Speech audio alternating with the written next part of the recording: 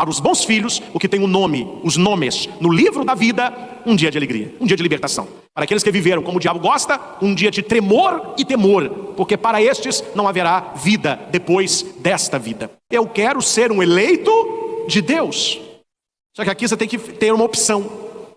Que naquele dia Deus vai separar os que estarão com Ele na vida eterna e aqueles que estarão na perdição eterna. Se você tem visto profecias de desastres, calamidades acontecendo, pessoas dizendo que Jesus está voltando e você fica com medo, tem até medo de ler o livro do Apocalipse, tem visto pessoas dizendo que o mundo está acabando, que o anticristo está chegando. Se você quer ver alguém lúcido que interpreta a Bíblia do jeito que a igreja nos ensina, fique com este vídeo que o Padre Christian vai nos orientar, nos ensinando qual é a verdadeira interpretação do fim dos tempos, para que você não tenha medo e sim esperança. Então já dê o seu like e fique agora com as palavras do Padre Christian. Quando nós estamos próximos da festa de Cristo Rei, a igreja nos coloca leituras apocalípticas, ou seja,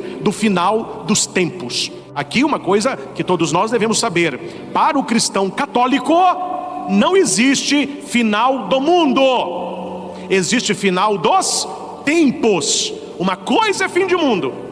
Esses filmes de Hollywood, Nostradamus, esse povo louco que está por aí, isso é outra coisa. Nós que temos fé, nós não acreditamos no final do mundo. Haverá o final dos tempos, na volta gloriosa de nosso Senhor Jesus Cristo. E Ele vai ofertar o mundo ao Pai como oferta pura. O catecismo nos ensina, então nós estamos esperando este glorioso dia. E nós que cremos, não é um dia de terror, não é um dia de pavor, é um dia de glória, é um dia de libertação. Pense comigo, senhores. Seus pais viajam e você com seus irmãos ficam cuidando da casa. Você aprontou todas, descobriu a senha do cartão de crédito, gastou o dinheiro, fez festa, bebeu à vontade. O pet bebeu tanto que teve overdose, morreu. Quebrou coisa da sua mãe. Seus amigos picharam as paredes. Aí numa hora que você não espera, alguém diz assim: eles estão chegando. Essa notícia, eles estão chegando. É alegria ou é pânico? Exemplo 2. Seus pais viajam, vocês ficam cuidando da casa. Tudo certo, pagam as contas, fazem a comida, lavam as vasilhas, cuidam ali daquele ambiente, alimentam os animais, tá tudo bem. E vocês estão com saudade. Até que alguém diz assim: eles estão chegando. Qual que é o seu sentimento? Alegria. Entendem? Isto é a parousia, meus irmãos. Para aqueles que estão numa vida de santidade, o Maranatá, o vinde Senhor Jesus, é um dia esperado. É um dia de alegria, é um dia de glória, é um dia de libertação.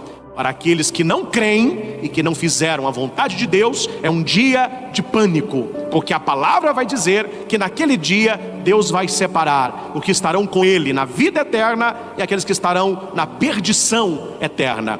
Para os bons filhos, o que tem o nome, os nomes no livro da vida, um dia de alegria, um dia de libertação. Para aqueles que viveram como o diabo gosta, um dia de tremor e temor, porque para estes não haverá vida depois desta vida. Primeira coisa, e você pode anotar, nós estamos aqui no discurso do Monte das Oliveiras, que é chamado de discurso olivetano. É o capítulo 13, versículo 3 e seguintes. Então se alguém falar para você assim: quando foi o discurso olivetano de Jesus? Agora você sabe, só dizer, está em Marcos, no capítulo 13. É quando no Monte das Oliveiras, por isso olivetano, ele fala das realidades últimas, que é a parousia, a sua volta gloriosa. Este futuro incerto, o tal naqueles dias, não é assim que o evangelho começa? Naquele tempo, Jesus disse a seus discípulos: naqueles dias, qual que é a nossa curiosidade? Conta para nós, Padre, que dias que são esses? Ah, meus irmãos, se nós soubéssemos. Os anjos não sabem, Jesus não sabe, só o Pai sabe. Cuidado, tem muito católico sem formação que acredita em profecia de Nostradamus, que fica acreditando em profecia de Mãe de Ná, vai chegando no fim do ano, televisão, eu não assisto televisão há muito tempo, mas televisão é um show de horrores, do início ao fim. Na última semana do ano, é gente falando de futuro, é gente jogando carta, é gente lendo mão, é gente falando de número, e fica lá os católicos bobocas, assistindo essa porcariada e acreditando nisso. Eu fico com a palavra de Deus. Ninguém sabe a hora, nem anjo. Se Jesus não sabia, quem é que anda falando que sabe? Se Jesus não sabia, nós precisamos acreditar na palavra de Deus e conhecer a Bíblia. E se nós não sabemos quando será esses naqueles dias, significa que é um futuro incerto. E este futuro incerto, ele não pode na nossa vida transformar-se em pânico. Ele tem que transformar-se em vigilância. Orai e vigiai. Por isso a missa dominical. Por isso a nossa confissão em dia. Por isso a leitura da Bíblia diária. A recitação do Santo Terço. Leitura de vida de santo, para que possamos também estarmos com ele. Viva como viver os poucos, para que depois da sua morte você esteja com os poucos. Santo Afonso Maria de Ligório que vai dizer isso. Então, para nós cristãos, esse não saber que dia que é, está longe de ser pânico. É uma atitude de vigilância. Então eu vou vigiar, eu vou me preparar para o Senhor Jesus, como a noiva se prepara para o noivo, porque eu não sei o dia e nem a hora. Então eu tenho que estar vigilante. Um dia eu atendi um jovem, ele me disse assim: padre, imagina se o senhor morrer e não tiver céu. Está na água, hein? Abriu mão de tanta coisa e não tinha nada. Só está na água, hein? Falei, meu filho, se não tiver céu, eu estou na água. Mas se tiver inferno, você está perdido. Se não tiver céu, eu estou na água. Mas se tiver inferno, você está perdido. E aquilo foi na cabeça do rapaz. Eu comecei a vê-lo mais na missa.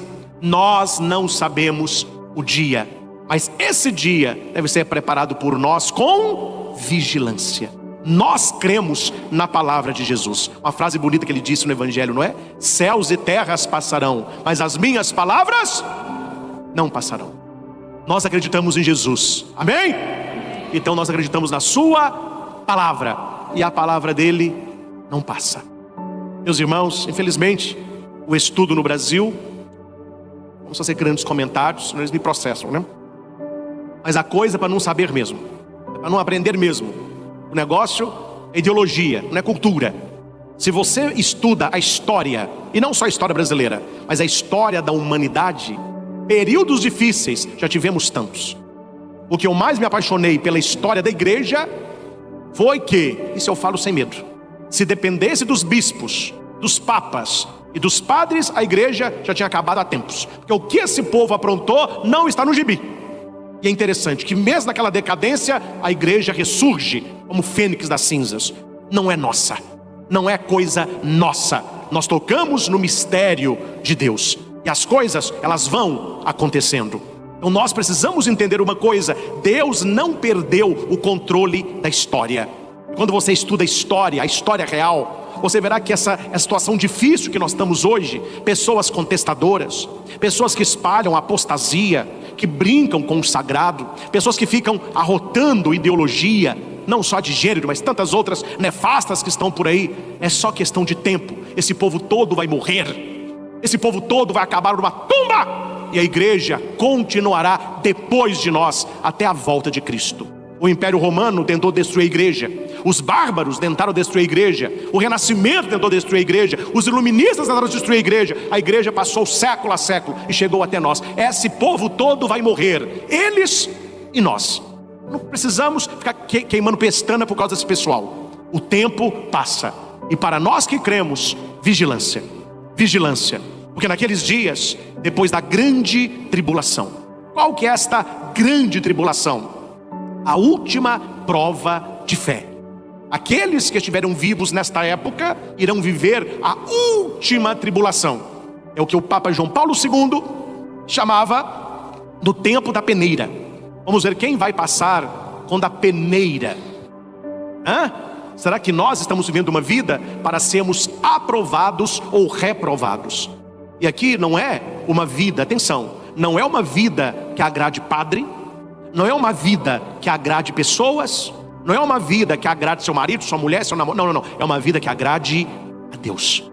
Há uma oração eucarística maravilhosa, e quando o padre reza para as pessoas que morreram o sacerdote diz assim: lembrai-vos, ó Pai, daqueles que chamastes desta vida a vossa presença, cuja fé só vós conhecestes. Existe termômetro, não inventaram fedômetro. Eu consigo saber a sua temperatura, mas eu jamais consigo saber a sua fé. Quem sabe qual a fé que você tem? Você e Deus, e ninguém mais. Você pode falar que tem, pode falar que não tem. Deus, que perscruta o teu coração, Ele sabe qual é a sua fé. E é por esta fé, ou pela falta dela, que nós seremos salvos ou condenados. Então, para nós, as leituras de hoje nos coloca aqui no versículo 27: Ele enviará os anjos aos 4 cantos da terra e reunirá os eleitos de Deus. É isso que eu quero. O que eu quero na minha vida? Eu quero ser um eleito de Deus. Só que aqui você tem que ter uma opção. Pede uma pessoa fazendo um semblante de alegria. Semblante de alegria. Feliz. Semblante de tristeza. Bem, sim. Todo mundo consegue fazer isso, não consegue? Faça aí ao mesmo tempo uma cara de alegria e de tristeza, ao mesmo tempo. Não existe. Aqueles que são eleitos para Deus, eles perdem a eleição para o mundo. Aqueles que são eleitos para o mundo, eles perdem a eleição para Deus. Ou seja, você está sendo eleito por quem? Você está sendo aplaudido por quem? Você está agradando a quem? Você está seguindo os valores de quem? De Deus ou do mundo? Das pessoas ou do Criador? Aqui vai dizer: Ele reunirá os eleitos de Deus. Permita-me ir ao catecismo, no parágrafo 10:45. Você que está em casa, anote, ou abra o seu catecismo aí. Parágrafo 10:45. Atenção, o catecismo diz sobre isso aqui: os eleitos de Deus. Os que estiverem unidos a Cristo formarão a comunidade dos remidos, a cidade santa de Deus, a esposa do Cordeiro, a visão beatífica na qual Deus se revelará de maneira inesgotável aos eleitos. Será fonte inexaurível de felicidade, de paz e de comunhão. Repita alto: felicidade, felicidade, paz, paz, comunhão. comunhão. Quem que nos dá isso? É o mundo? É a droga? É a bebida? É a prostituição? É o adultério? É a mentira? É a pornografia? Não. Quem nos dá felicidade, paz e comunhão é Jesus Cristo. E Ele dá isso para aquele que o elege. E Ele haverá de nos eleger como seus eleitos. Então, meus irmãos, aqui é com muita tranquilidade. Não preocupe em agradar o mundo. Não preocupe em agradar o mundo. Preocupe em agradar a Deus. Porque a Bíblia diz que o mundo passa e com o mundo a concupiscência, mas aqueles que creem em Deus brilharão como estrelas no céu. Tem uma musiquinha que pegou de novo aí, né? Já escutaram na internet? Tem muita. A musiquinha do Pedro. Pedro, uma música italiana. Voltou agora que eles colocaram um guaxinim cantando a musiquinha lá. Ela pegou no TikTok e tá uma febre. E eu estava assistindo a origem desta música. Quem é o tal do Pedro?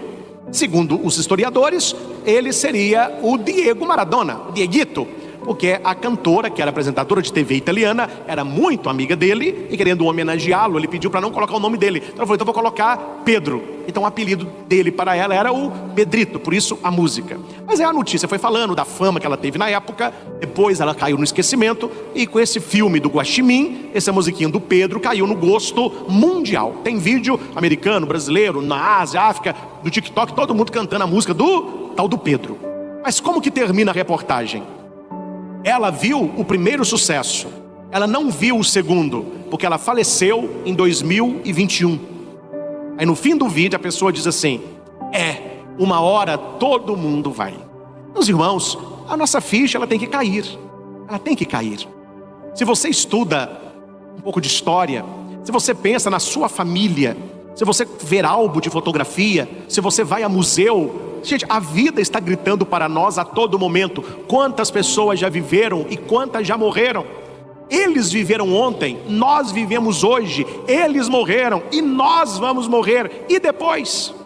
A atitude de vigilância é para aquele que sabe: eu estou passando por aqui, mas eu não vim morar aqui. Minha morada é lá. Nós estamos de passagem. Teve um bispo que contratou um pintor para fazer um afresco numa catedral. E o bispo gostava de conversar ali com os funcionários. Ele estava pintando, né? Aí o bispo falou com ele assim: qual que é o dia mais importante da sua vida? O cara parou e falou assim: se fosse quais os dias, mas qual o dia? Seria o dia do meu nascimento? Seria o dia da minha conversão?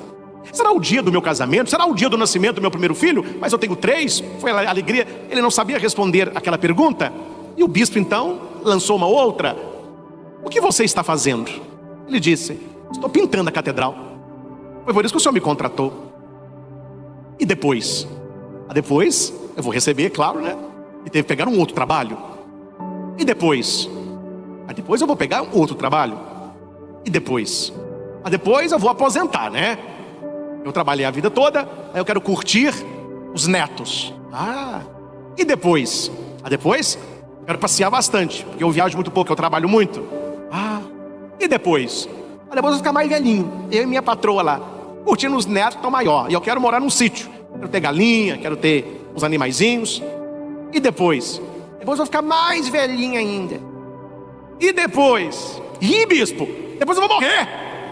O bispo: e depois? Este é o dia mais importante da sua vida. É o dia da sua morte. Porque no dia da sua morte é que você verá se você terá uma vida eterna ou uma condenação eterna. Aquele homem nunca mais esqueceu: tudo que eu estou fazendo, eu preciso pensar no... e o depois. Meus irmãos, olha para o padre aqui.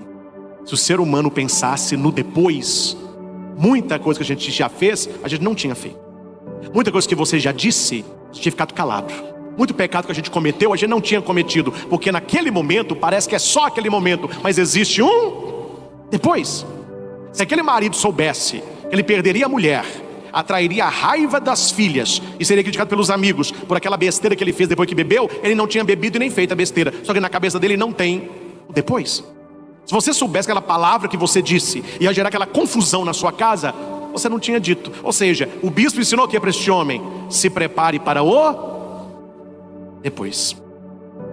Assim, quando virdes essas coisas acontecerem, ficai sabendo que o Filho do Homem está próximo, às portas. Essa geração não passará até que tudo isso aconteça. Que tudo isso? A aprovação da nossa fé, a purificação da nossa fé, para sermos verdadeiramente de Deus. Quando aquele dia e hora, ninguém sabe. Olha a palavra aí. Nem os anjos do céu, nem o Filho, mas somente o Pai. No catecismo, nós temos o versículo, o parágrafo 670. Anote aí. É escrito assim, atenção: desde a ascensão, o desígnio de Deus entrou na sua consumação. Se alguém falar com você assim, a respeito de Jesus Cristo, qual é o tempo que a igreja vive? Você sabe responder? A respeito de Cristo, qual o tempo que a igreja vive?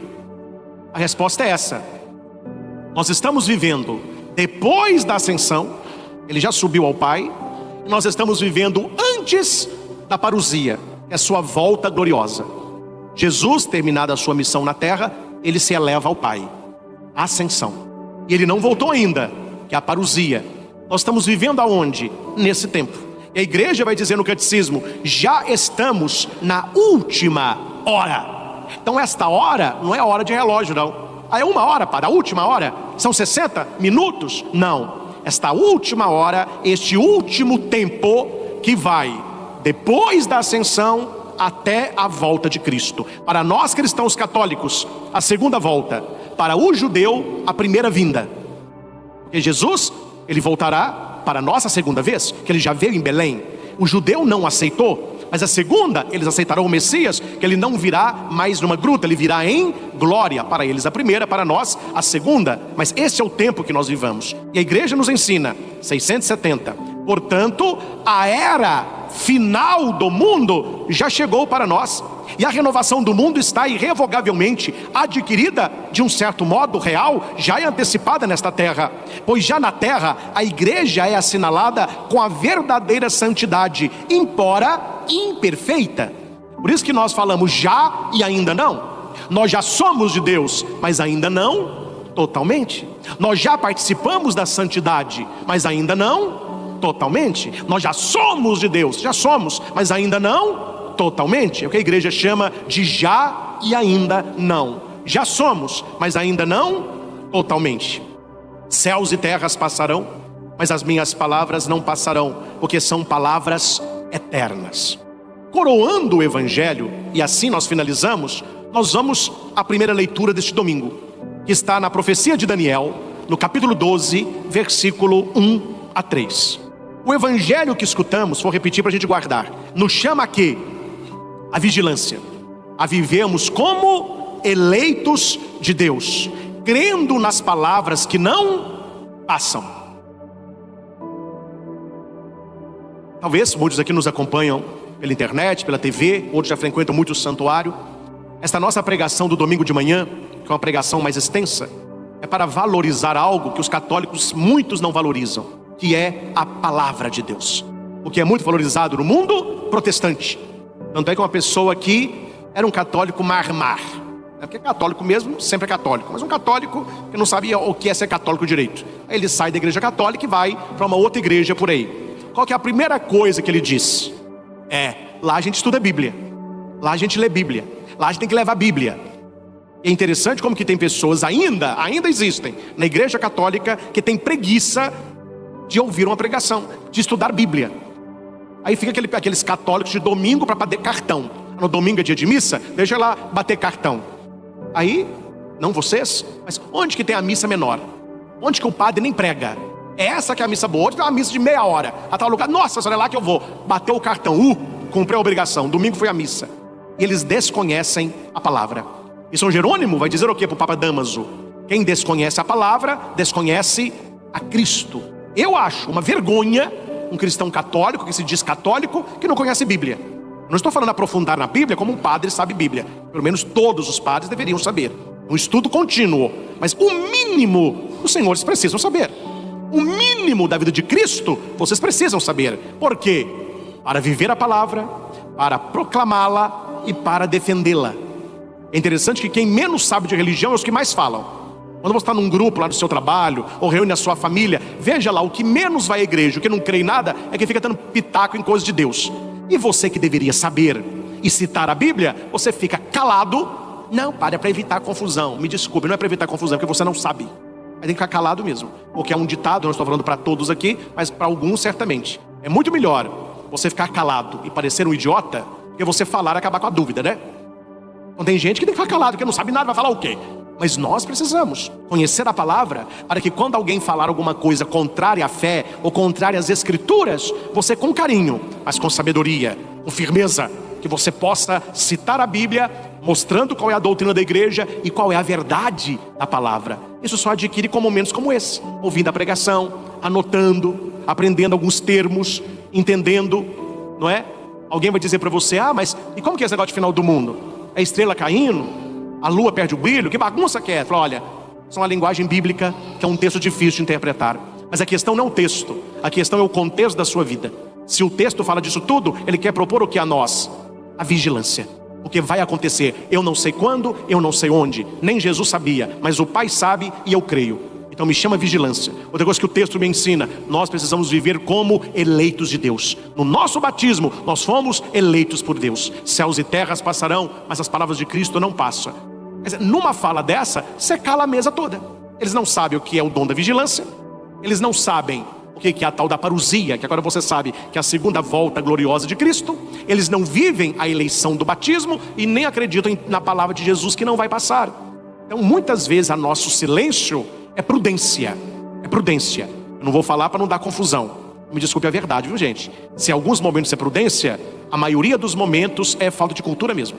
Porque você não sabe o que você poderia falar ali. É por isso que é importante você ir até a leitura e beber na leitura. Assimilar a leitura na própria vida. A primeira leitura de hoje, da profecia de Daniel 12, 1-3, fala nominalmente de São Miguel. Ele é o guerreiro dos eleitos de Deus. Ele batalha a nosso favor. É um interesse nosso rezarmos a Ele. É interesse nosso termos São Miguel como nosso protetor. E a primeira leitura vai dizer, naquele tempo, naqueles dias, se levantará Miguel para uma batalha espiritual. Miguel se levantou na primeira batalha contra Lúcifer. Foi daí que os anjos caíram, os anjos decaídos. Aí são os demônios. E haverá uma segunda batalha. Se na primeira batalha, atenção, São Miguel lutou por Deus, a primeira batalha, São Miguel lutou por Deus. Na segunda batalha ele vai lutar por quem? Por nós. Então é interesse nosso estarmos do lado de Miguel. É interesse nosso vivermos como eleitos de Deus. Olha aí, São Miguel, o grande príncipe, defensor dos filhos do teu povo, somos nós. Será um tempo de angústia como nunca houve até então. Aqui é o final. Mas até chegar ao final, meus irmãos, quem aqui nunca passou por momentos de angústia? Talvez você esteja hoje vivendo uma situação de angústia. Alguém da sua família está doente, tem um problema na sua vida que não se resolve. Você está angustiado pelo final do ano, você está angustiado com a sua área financeira, você está angustiado com a sua saúde. O tempo diz que São Miguel se levanta para lutar por aqueles que estão angustiados.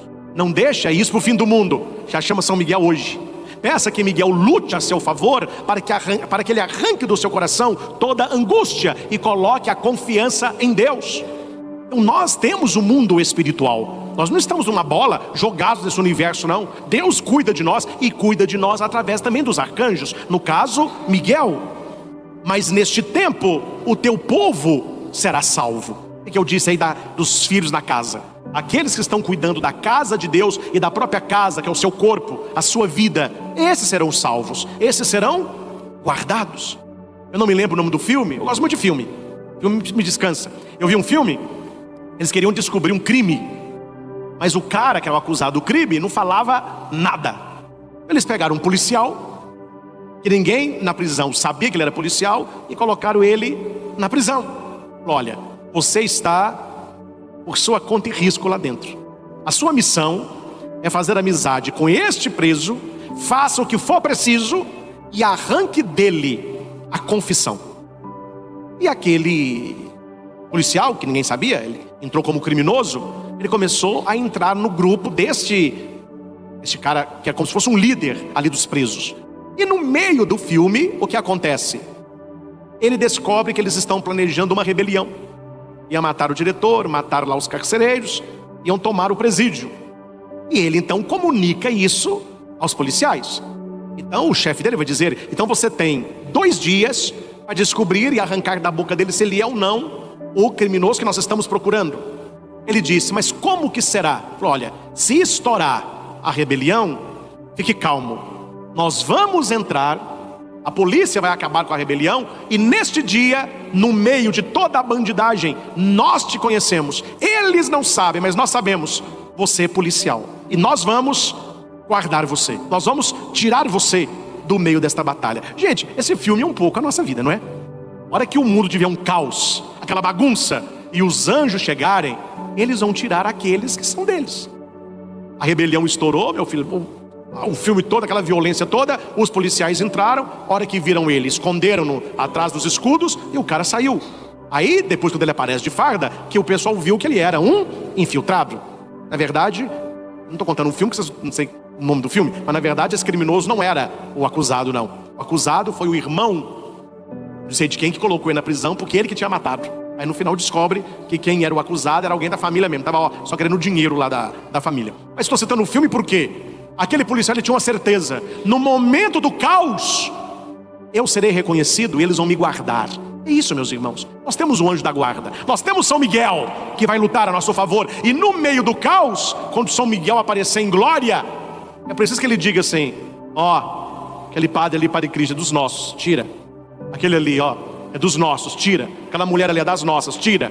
Eu quero escutar isso, amém? Ou você não quer? E ai de você se não escutar, meu filho. Você está perdido se você não escutar os anjos. Esse é nosso. É isso que a leitura diz. Mas neste tempo, o teu povo será salvo. Aquele que vive a verdade de Deus será salvo. Muitos do que dormem se despertarão. Uns para a vida eterna, outros para o opróbrio eterno, ou seja, a perdição eterna. Então não basta acordar, é preciso acordar para Deus. E por último, eu quero terminar falando aos pais, aos professores, aos catequistas e todos aqueles que pregam para alguém ou ensinam algo para alguém. Olha o final da primeira leitura. Os que tiverem ensinado a muitos homens os caminhos da virtude brilharão como estrelas por toda a eternidade. O que é que o mundo tem ensinado? Vocês sabem o que é que o mundo tem ensinado. O que é que a gente tem que ensinar? O caminho das virtudes. Ah, pare, mas quem ensina isso vai ser ridicularizado, cancelado. Não tem problema. A gente não quer ser eleito pelo mundo, a gente quer ser eleito por Deus. Os pais aí, o que você tem ensinado para os seus filhos? É o caminho da virtude? O caminho da santidade? O caminho da fé? Porque se os pais ensinam os filhos o caminho da virtude, eles vão brilhar como estrelas no céu. Eu que sou um pregador, que tenho um microfone nas mãos, eu que tenho que ensinar para os senhores o caminho da virtude. Nem sempre é uma palavra que agrada, que alegra, mas é a palavra de Cristo que nunca vai passar. Ou seja, ao mesmo tempo que eu estou instruindo vocês e os que estão em casa, estou garantindo o meu filho. Porque aquele que ensina muitos o caminho da virtude brilha como estrela na eternidade. Eu não estou preocupado em agradar o mundo, porque esse mundo passa. Estou preocupado em agradar a Deus. Faça o mesmo. Olhando a leitura que nós escutamos, qual é o dom do Espírito? É o temor a Deus. Não é ter medo de Deus, é ter medo de magoar a Deus, de perder a companhia de Deus. Se eu não sei que dia que o Senhor vem, eu tenho que estar preparado. O Senhor pode até demorar um pouco a vir, mas a gente não demora muito a ir. Aí aquele jovem que me disse, eu termino com ele, porque eu comecei com ele: ah, padre, se não tiver céu, você está na água. Mas se tiver inferno, você está perdido. Ele me dizia: eu quero viver o prazer do mundo, eu quero aproveitar o mundo. No final da minha vida, eu me converto. Aí Deus vai salvar a minha alma. Falei: olha, seu raciocínio está corretíssimo, mas eu tenho só uma pergunta. Qual, padre? Qual é o final da sua vida? Você vai morrer que dia? De quê? Aonde? Com quem? Quem é que sabe disso, meus irmãos? Ninguém sabe. Estava hoje de manhã, enquanto comi uma coisinha lá em casa, passando umas notícias de ontem, essa manhã mesmo, aqui em Minas, não me lembro o nome da cidade, uma família bateu o carro, só sobrou um nenenzinho. Morreu o pai, a mãe e 2 filhos. Eles saíram para viajar no feriado, né? Estavam voltando. Não me lembro a região, é em Minas Gerais. Minha pergunta é: a família deles, os filhos deles, eles acordaram hoje e pensaram assim: nossa, hoje é o nosso último dia de vida. Vamos nos converter. Ninguém sabe. Eles não sabiam, eu não sei e você não sabe. Como nós não sabemos quando será a vinda de Cristo, nós não sabemos quando será a nossa morte. Qual que é a nossa atitude? Desespero? Não. Vigilância, esperança, santidade, temor a Deus. A liturgia aponta para as realidades últimas da humanidade, mas também para as nossas realidades últimas. E se nós sabemos em que morreremos um dia e morreremos, não é para você abrir mão da sua vida, não é para você parar de fazer o que você gosta, mas é para você pensar: aquilo que eu tenho feito, eu faço como eleito de Deus. Aquilo que eu tenho construído, eu construo sabendo que a minha vida eterna não é aqui, é com o Senhor. Que as leituras nos abençoem, que ela nos alimentem e que nós possamos viver uma semana maravilhosa. Porque você que acompanha sempre essas pregações aí da sua casa, compartilhe, deixe o seu comentário, deixe o seu joinha e principalmente, se puder, volte, escute de novo esta pregação, marque no seu catecismo os parágrafos, marque na Bíblia os 2 textos que nós trabalhamos, para que essas leituras possam ir fazendo de nós eleitos de Deus, não apenas de boca, mas sobretudo de coração. Ao Senhor Jesus toda honra, toda glória e todo louvor. Louvado seja nosso Senhor Jesus Cristo. Para sempre seja louvado.